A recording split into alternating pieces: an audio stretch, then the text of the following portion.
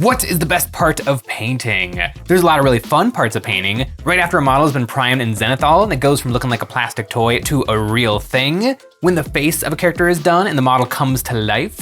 My favorite part of the painting process is right towards the end, when the bulk of the work has been done and you just have to do a couple of little things to take a model over the edge. Usually this is low effort, high impact stuff, and one of my absolute favorite is putting on some decals. I love a good decal. Getting it in just the right spot and seeing something really hard to freehand, a shape, a symbol appear on the mini in just a few seconds is awesome. Vehicles are especially easy for this because they're usually so big and flat. Decals add a ton of character to these minis who lack them because they aren't literally characters. They're just equipment, but having some squad markings, kill streaks, numbers, or pinups adds a lot of charm. And they come in handy on guys too. It elevates a paint job and lets me throw some really complicated shapes onto a mini really fast. I get to examine the mini, examine my decal sheet, and think about what can go where. To store all my decals, I actually have a Trapper Keeper that contains every single decal sheet I have ever gotten from any kit ever. This guy is full, but you never know, it's important. You never know when you need that one little squiggle from that one little sheet. I also have plenty of silica packets in here to keep the moisture down, keep those sheets nice. And speaking of nice, at EonsOfBattle.com, we sell quite the selection of decals. Now decals can be a little bit tricky, but after applying hundreds and hundreds and hundreds of them, I know some tricks.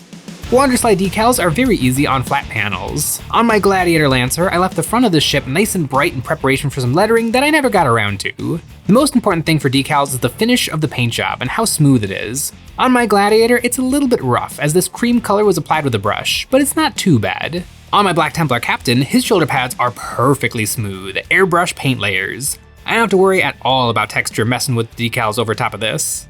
For my Gladiator, to make the front just a little bit nicer for the decals, I applied a layer of gloss varnish. This will help fill in any imperfections and give me a nice glassy surface for the decal to stick to. What a decal won't work on is if a mini has a gritty texture, like on these incursors, where the rattle can primer left behind a gritty sandpaper-like texture. I might be able to really crush down a decal and get it in between all these little granules, but it would be challenging. To prepare my tools, I like to use a tweezer to pick up my decals, an X-Acto knife for getting the decal into position, and I prepare a piece of paper towel by folding it over into a wad and wetting it with a spray bottle so it's damp.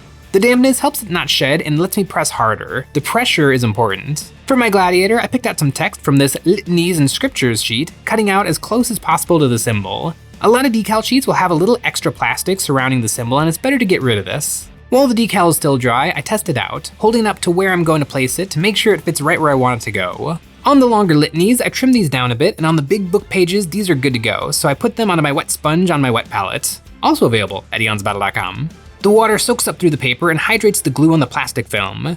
After about a minute, I check the decals by poking them with my hobby knife, and if it slides around the paper easily, it's ready to go.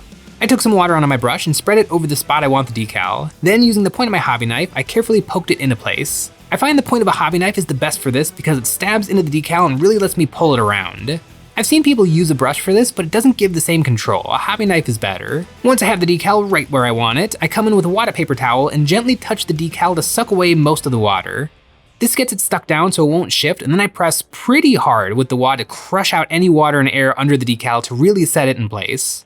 It's important to get this whole operation done in a timely fashion. I find if a decal sits on the water too long, the glue can wash off and it won't stick well to the surface.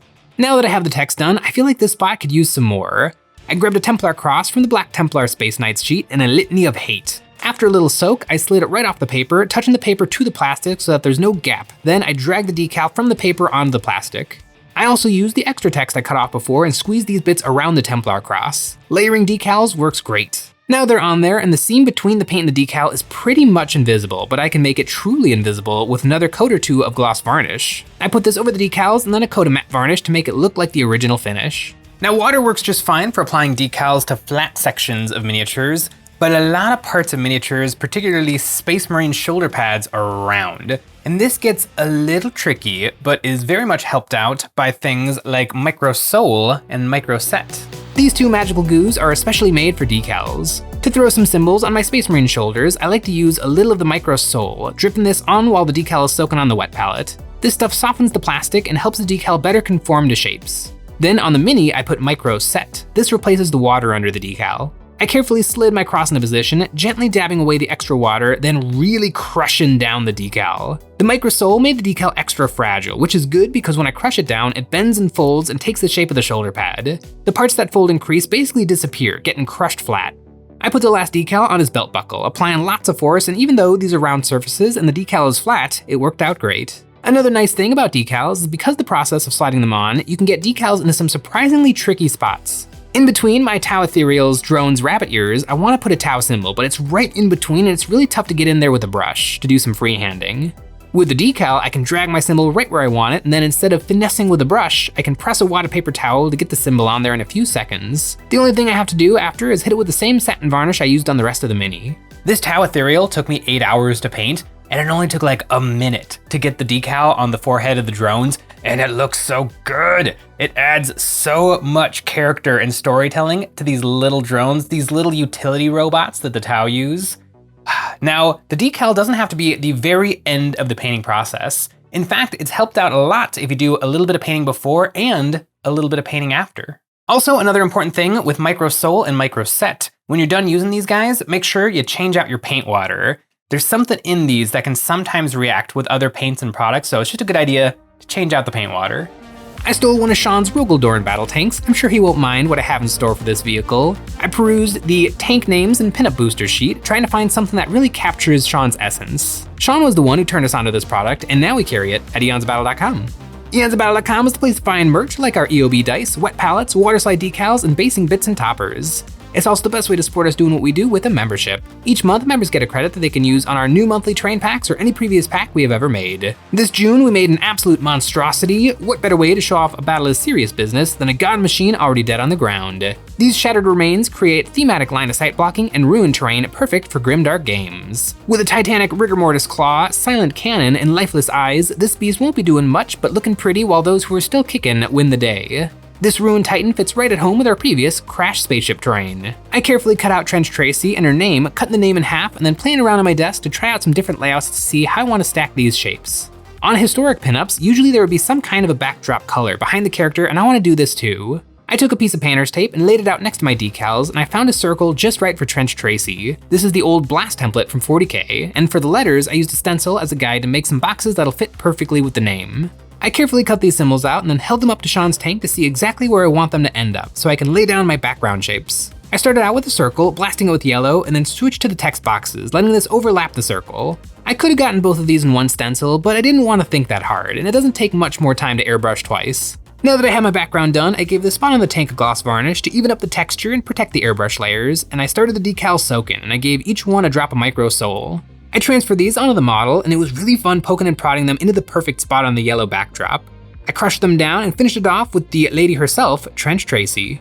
Once these were on there, I gave this spot another coat of gloss varnish and then a matte varnish, and now it looks pretty good, but a little bit more painting can make it look even better. I sponged on some light gray paint to make this painting look as beat up and weathered as the rest of the tank, and speaking of weathering, I took some streaking grime and put this over the rivets, using a brush to pull the paint down over the pinup like it's really there getting shot up and weathered. It adds a literal layer of realism, and boom, a bedazzled Rogaldorn tank. On my Gladiator Lancer, I found a tan that matched the paint and sponged this over the Templar symbol to give it some paint chips to make it look like a painted thing that has seen some battles, and I did the same thing with white paint on my Tau drones. Just a little bit makes the decal look way more realistic. I hope Sean appreciates Trench Tracy, and he has a second Dorn tank, because of course he does, and there's plenty of other gals to decorate that one with. I love a good decal. I remember back in the day collecting my Black Templar, and you only got 10 Templar symbols per box of Space Marines, and 10 is not enough because I need 2 per shoulder pad and probably 1 to mess up on. And so I remember on Facebook Marketplace, I bought off of another Space Marine player every one of his Templar symbols. This used to be a really full bag. Now it's just a pretty full bag. And sometimes decals can be a painting aid. I remember on my old Black Templar Terminators, I put a decal on their shoulder in preparation to try to paint this crazier design. The decal gave me one perfect Templar symbol, and then I painted white on the inner edge, and then I painted red on the outer edge. And because I had that perfect reference, I was able to pull it off on all 10 of my Terminators. Let me know in the comments below, do you guys use a lot of decals in your painting? And if so, what are your favorite symbols? Also, what's really fun about decals is it's kind of painting adjacent, but it's not quite as tricky as actually painting And so sometimes like if you have painter's block, putting on a bunch of decals is a really, really good way to work on your Warhammer minis or just work on any minis without actually having to like break out the brushes and paint. I like decals. Thanks for watching.